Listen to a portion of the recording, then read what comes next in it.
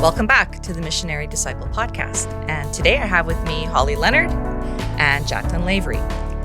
And we're here to talk about Great Expectations. Great Expectations is one of the tenets of CCO, and we have a podcast from last year on that, where Andre and I discuss it at length. But today we want to talk about it again, and we're addressing it in a particular framing for you. We're thinking of people who, listening to this podcast, who are leading Alpha or leading a faith study, or they're in a parish trying to start a program, or they're on campus and they're trying to start a faith study. And how do you have great expectations for your people? How do you think about them and approach them in this place of hope and faith for them? So we wanted to crack it open again, just pivoting it into that particular context to help you see how it fits to your environment, to your ministry. So that's what we're going to try to do today. And we've kind of come to the conclusion that it's certain skills, but it's mostly a mindset. It's mostly an attitude. So Holly, you have a really awesome quote that our VP passed on to you from Pope Benedict, Spe Salvi. Mm-hmm. And it's long, but you've truncated it for our listeners. And what do you want to tell us about that quote?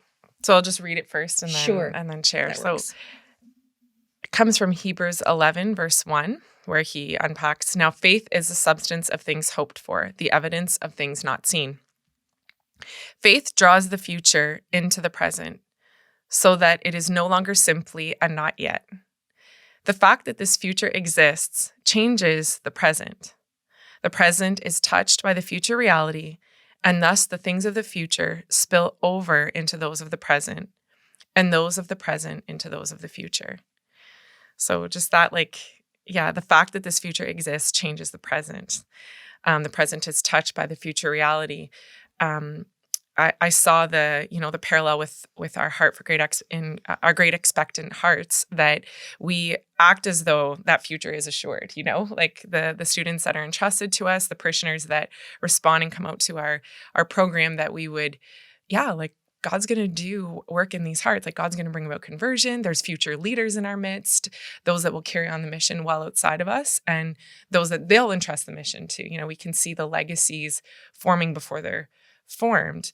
And that changes the way I act, in the small chit chats and the formal conversations, because I'm brought up into this great expectation of what God will surely do. He will surely bring that future reality. So you're saying people are supposed to look at the people that they have and almost imagine that they're leaders, or they're super bought in, or they're following the Lord fervently, and almost draw them in that context, vision them in that context. Envision them in that context. Yes, I really like how you said it like that. Like that you would look in that room, look in that small group, look at the ones that are lingering or coming late, and be aware of your interior judgment of them, of what they are and what they aren't, what their attitudes and their participation is and isn't, the one that's leaving early and seems closed, to not be tricked into lowering your great expectations for them, because we don't know why they're dodging eye contact. We have to remember God has a future leader here. He has a future missionary here. He doesn't waste time. So I need to not be tricked into, stooping, if I were to put it in that way, and being distracted by what I see, because faith brings us above that. So don't be distracted by what is seeming like obstacles or bad attitudes, but live in as if it is going to happen. Totally. Okay. Do you have any examples of that, Jackie, or in your life, or how it was for you? Do you know real people who were maybe not into things that were spiritual, but then through someone having great expectations, or you having it, that they came out on the other side, and you're like, I knew it. I knew it was going to be like that. I could even just speak about myself. And when I first stepped foot on campus as a university student and met CCO, and a CCO missionary, I know now, had great expectations for me. And I was kind of non-committal and forgetful, and so I wasn't at first, wasn't answering the phone, and wasn't, we had arranged to meet, and I forgot to show up. Once I remember she called me, and I purposely didn't answer the phone because it was my faith study time and she was calling me because I wasn't there. Okay. And I ignored the phone call because I knew You it knew was what her. Okay. But she saw something that for me that I couldn't see for myself. She knew how my life could be better and great if I came to the study and encountered Jesus and gave my life to him. So she had a great expectation for me. And because she lived out of that and believed that God was going to do it, I think it gave her the courage and the perseverance she needed to keep pursuing me. And then that's eventually what happened. I came to the study, placed Christ at the center of my life, and the rest is history. Here I am. Wow. So you're saying it's the great expectation that was the hinge for her. Mm-hmm. Because most people would probably just said, okay, she's not into it. Yeah, kind of like what Holly's saying. It's easy in a situation like that to think, yeah, this person's avoiding me. They're not into it. I'll just forget about them. But this missionary knew that there was more for me, and she had a great expectation of who I could be and what God could do in my life if I said yes to him. And like, what's the risk, right? Like if you analyze like cost benefits, it's like, what does that missionary lose by persevering and calling you as though you may come? Some minutes, some phone dials, like some spiritual heartbreak that we can sometimes live as missionaries when these don't turn out. But like, what do we really lose? Like, and just to expose that, because when we're faced with like, is this worth my energy? Is this worth my time? They don't seem, we just start making decisions. We start pulling away. We're tempted to start pulling away into direct energy, and we can talk about selection, on other episodes where, okay, how do we, but in the front lines and in the work that our coaches and our leaders are being faced with on campuses and in parish, like it's too easy to say, well, oh well then, oh well to that, and I'll move over here and do something else awesome for the Lord, and I'll just distract myself, away from that. And her commitment, her perseverance, I go back to the episode on intercession,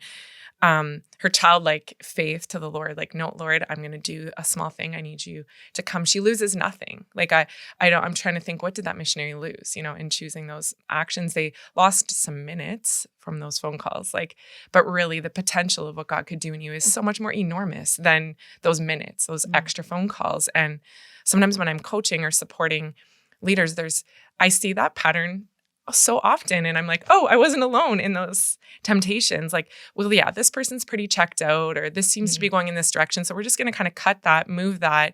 And I want to press a big alarm, stop, hold on a second.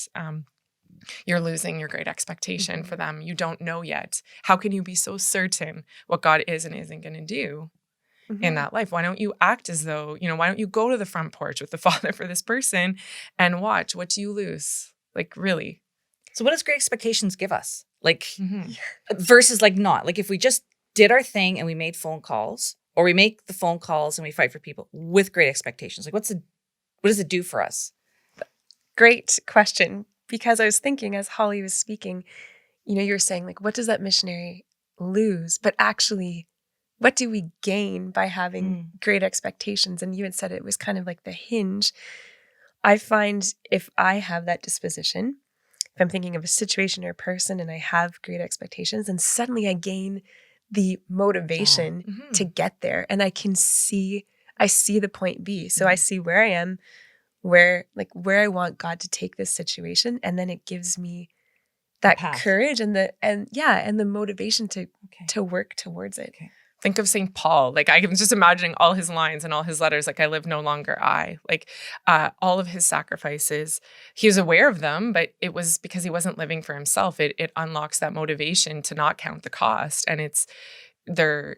You don't even remember that it costs because you're so focused. It's like a secret, engine of missionary fervor that.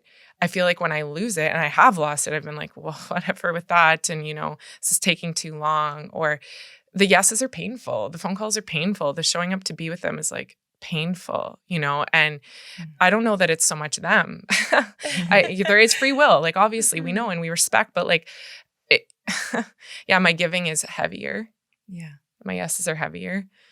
Yeah. Yeah. So it gives energy. It's I don't know, steroids for the mission. Yeah, It's just great like, word. vroom, like, I can do this. Yeah, I got this. Like Yeah. without it, it's just so discouraging. Yeah. But when you have a hope and a faith, then you're like, no, this could work. Mm-hmm. Something could happen here. Mm-hmm.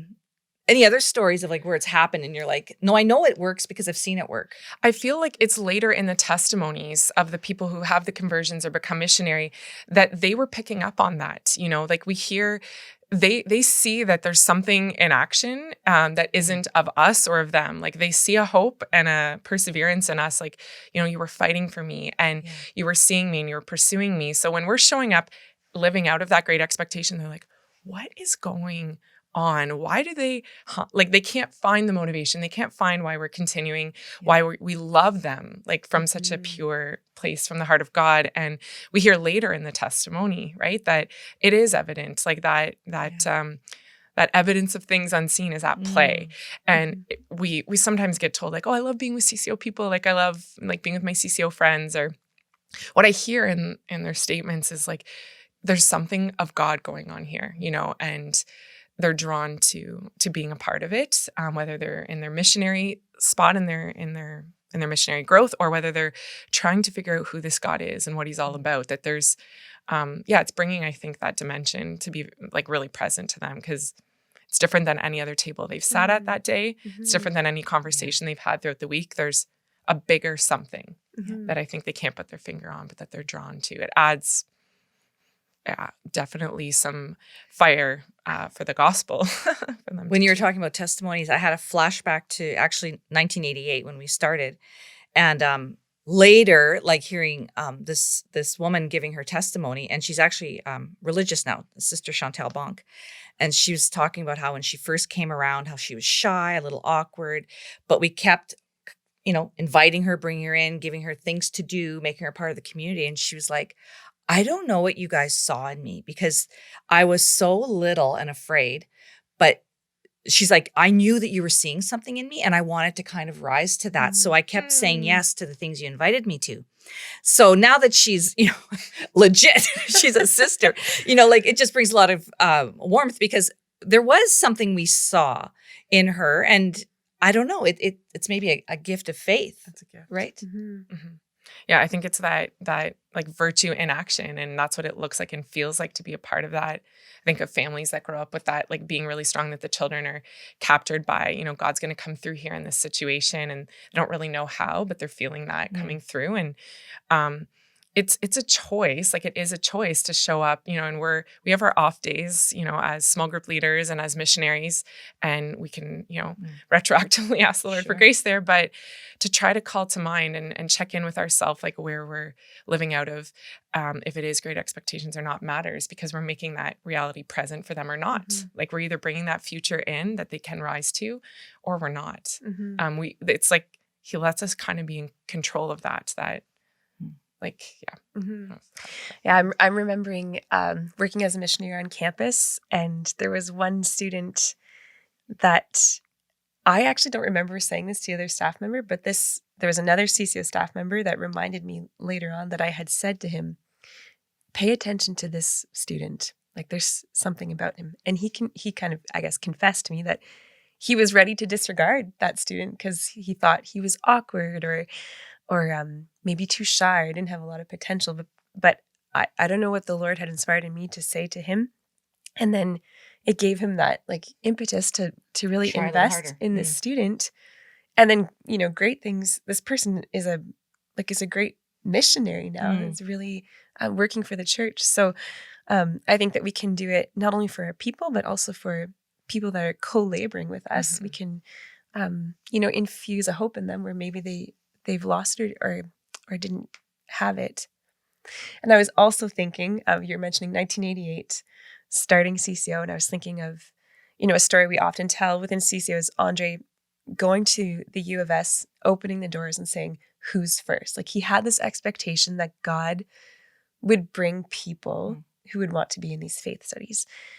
And sometimes when I think of my parish or the parish where I grew up, it's so easy for me to think, well, there's no one there. Like there's no one who wants to buy into the mission there. But if I come with that great expectation of, okay, Lord, like this is a part of your flock. These are your children, and you desire for them to know you. So there's got to be someone. So who is the person? Who can I speak to? Where can I invest in my parish? Like kind of asking him to open my eyes to see what he sees. And then it gives me hope and encouragement to actually do something versus, as you're saying, Holly, kind of just giving up and thinking, well, nothing is ever going to change. It's an inclination, and just to like name it and be aware of it and that it's there helps us to like stop it, and acknowledge that. I think it's something we suffer with when just discouragement is so familiar, to go into discouragement is like, because we're still doing a good thing on the Tuesday night from 7 to 8:30, and we'll still do the good thing and we put out the snacks and do the thing, but how, and how are we looking at the individuals and interacting with them and giving room for God to work in their life through our conversations versus being like, oh, whatever, and I was very aware of that inside of myself because I wasn't excellent at it. I had such temptations to, dismiss, but I would remember like, well, they didn't dismiss me, and they didn't disregard me, and they so could have. I see the fragility of it all, that would have been totally okay to be like, anyways, to me. And there was other beautiful people to build into, but to persevere and to act as though I may rise is worth it. Yeah. We were talking in the car driving over about how it's a lot like parenting. And when I'm at my worst parenting is when I start acting like the 3-year-old that I'm parenting. And it's like, wait, who's the adult in the room? Oh, shoot, it's me. I think we can even do that in ministry where we're annoyed by the lack of commitment or whatever. Maturity. Yeah. And we start resenting the people and resenting the Lord for giving us this little flock of people to work with. But if I can raise and elevate my mind to be the adult in the room, to be patient with the child, to help that child see and grow. Anyway, you had some thoughts about that. Yeah, exactly. Out of to acknowledge that I am limited, like I'm inclined to entering into this level. But if I interact with my child as a future father that he can be or a future leader, then that influences the way that I actually speak to him because I'm calling him to different responses, for the future versus just keeping him controlled, in that space. And I'm aware within myself that I'm growing an adult, and, in the hourglass of intentional accompaniment that we refer to and we use, we have children and adolescent and adult in mission. But if we just talk and interact and entrust because they kind of look and smell and talk like a child, then we're limiting the child. Like we have to talk and interact and begin to entrust at the high levels so that they can rise and grow, and we can be a limit on their growth somehow in the way that we have decided, like they kind of just look like this. So I don't really I'm going to keep talking to them like this. Inviting to greatness includes, and living out of the great expectations includes kind of throwing some things out, some statements out, some invitations out that if they're ready, they'll rise and respond. And that's what I feel parallels so much with parenting is at some point they just need to be told, like, don't touch the stove, and then, but to be able to say, do you think that that's dangerous? And why do you think it's dangerous?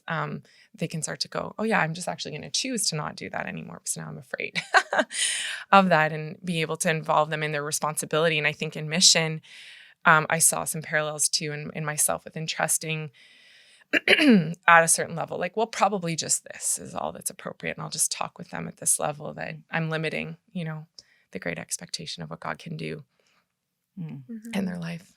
Well, so much of parenting is really how I handle it, not even what the person is doing. So I hear you saying, like, giving those little bigger steps to bring them up into some leadership.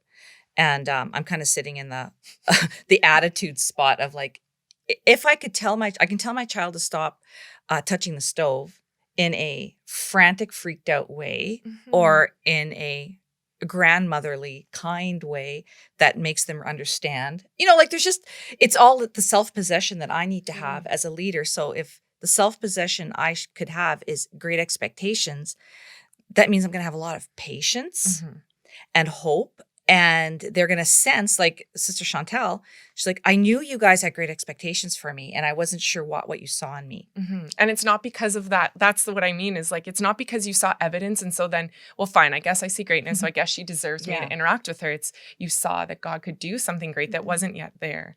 Yeah. And it came through. It somehow came through in the disposition. Like Andre didn't say to her, like, so just so you know, like, I really have high expectations for you, and I see you conquering the world. Like, it was, she could tell in the way he approached her that he thought highly of her, right? And then she wanted to respond in kind. Like, it gave her, it elevated her activities, which is what we do with our children.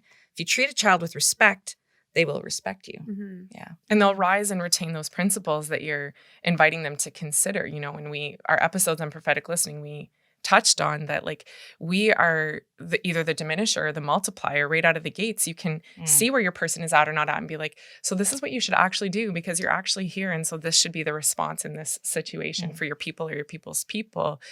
But a prophetic listener is a great expectanter. Like you're saying, what do you see? Why do you see that? Well, what I know, I'm supposed to know. Me and God are supposed to figure this out. It begins that work of them you believing in them, that God is going to be revealing to them incrementally how to respond and how to build.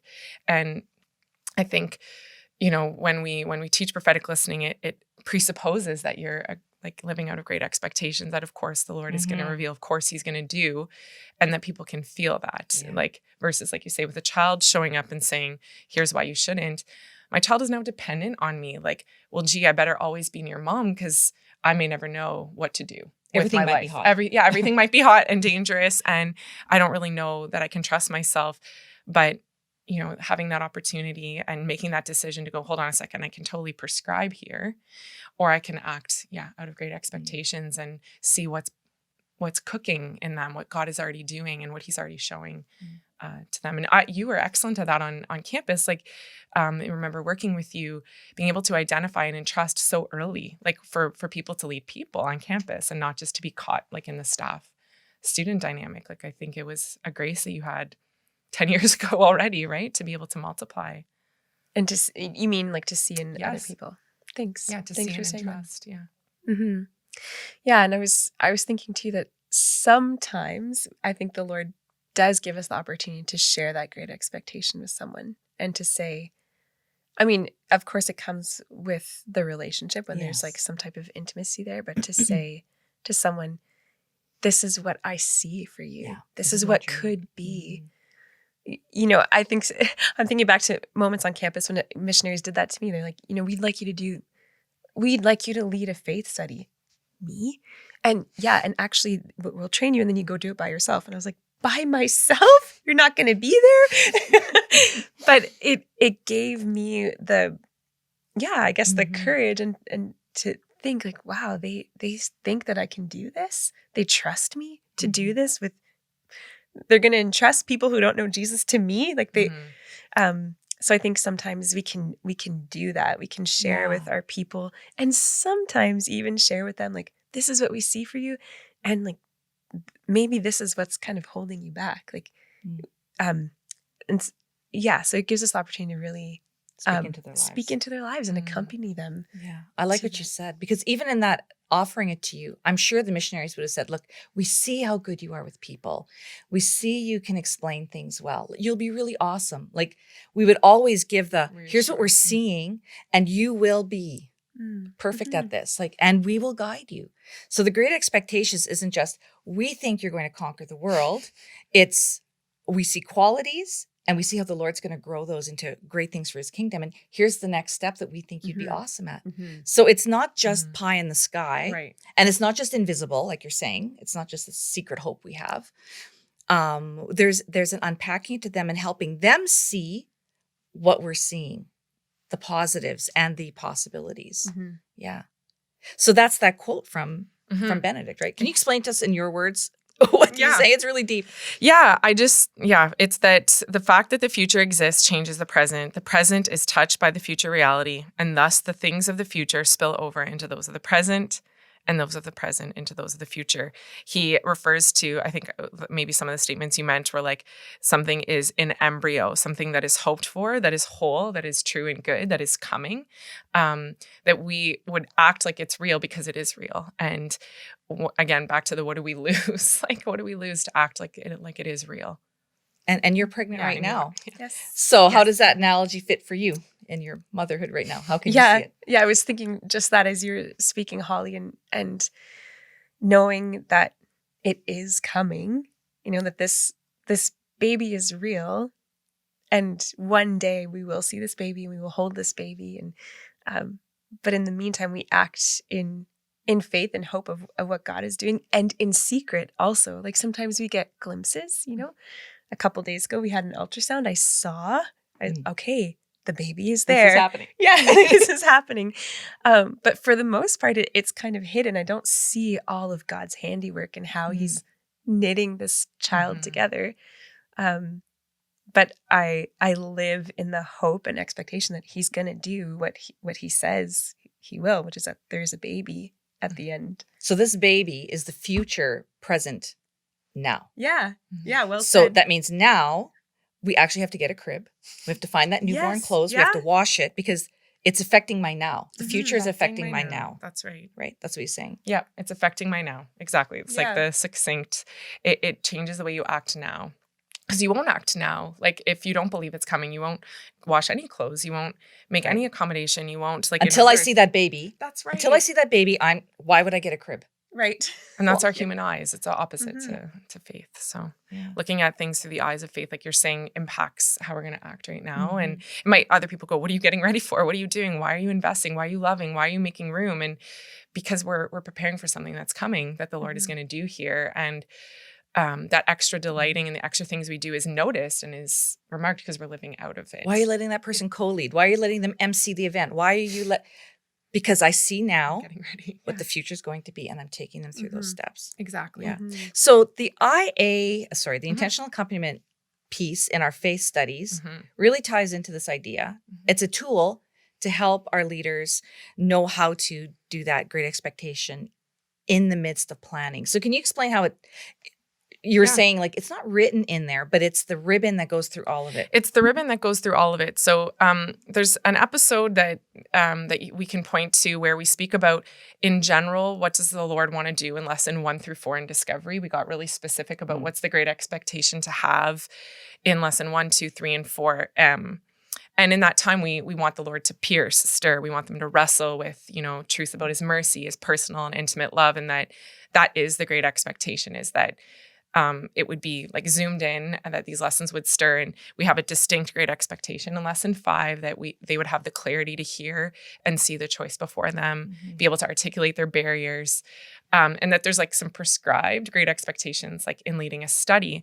And the journal allows you to kind of write how you're tracking with those and what you're seeing, so that you're getting ready for that one-on-one conversation. But in the longer journeys, outside of just the safety of leading the study, like in the areas of their life that people bring you into, I think we teach it in prophetic listening. What am I parking for later? What am I watching happen, unfold in this life, and how will I address it later? There's room in the journal to make notes of these things and how you can intentionally be praying for that area, pray to talk about it with them one day, have a great expectation that God does want to bring freedom in that area in their ongoing growth.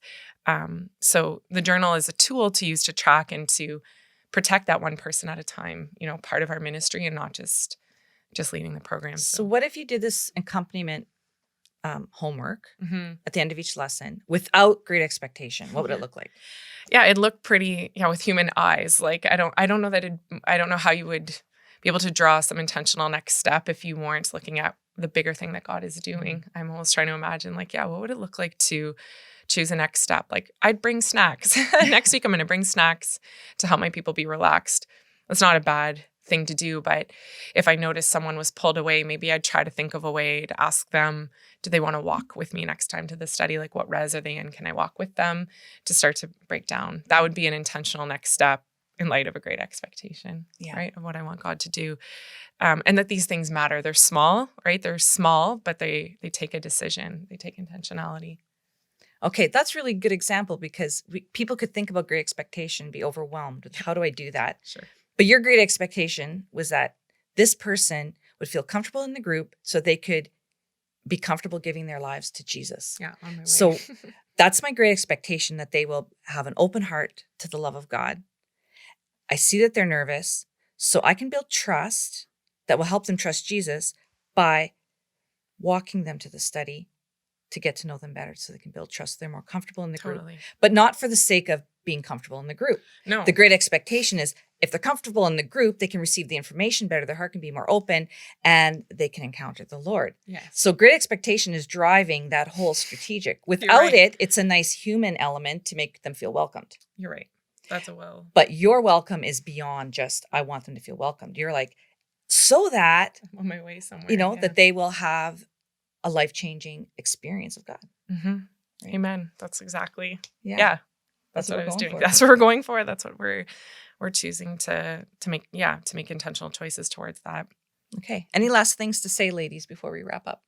Anything that's burning on your heart? No, it's exciting. And I guess I'm just, further convicted to draw within myself prayerfully, both while I'm leading or right after, and be like, okay, whoa, Lord, did I show up with expectations that are of you or like of me? And how can I keep growing, in my motherhood and in my ministry, to see with eyes of faith. Yeah, that's beautiful.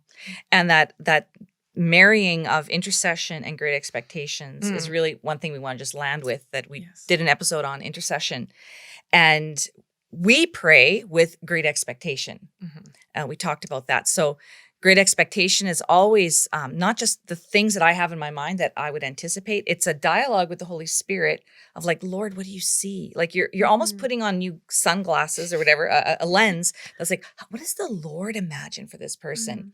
And we take that, we receive that in prayer actually, and we offer it back to him in prayer. So I hope that you will also be able to engage better with greater expectations for your people, for your prayers for them, and we also pray for you. God bless.